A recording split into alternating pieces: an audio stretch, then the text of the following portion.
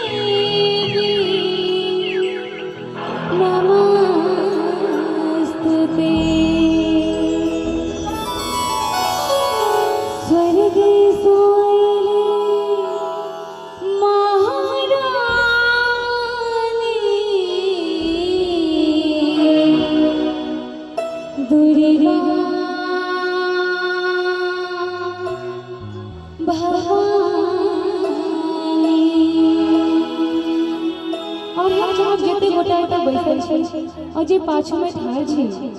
सब गोटा भजन में मेघ में थपली बजावे और माँ के दरबार में अपन अपन हाजिरी लगावे सब गोटा। स्वर्गी सा मेरी महारानी मैया दुर्गा भवानी, स्वर्गी सा मेरी महारानी मैया दुर्गा भवानी, दुर्गा भवानी मैया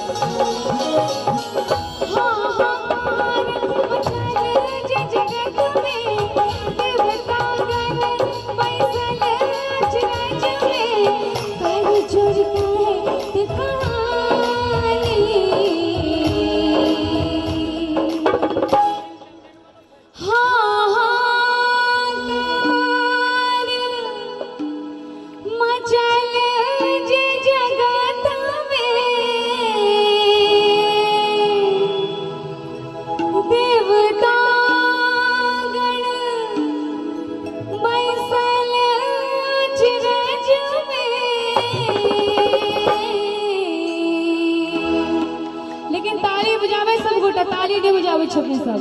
भजन नीक लगे कि नहीं? माँ से प्यार में छपने सब गोटा के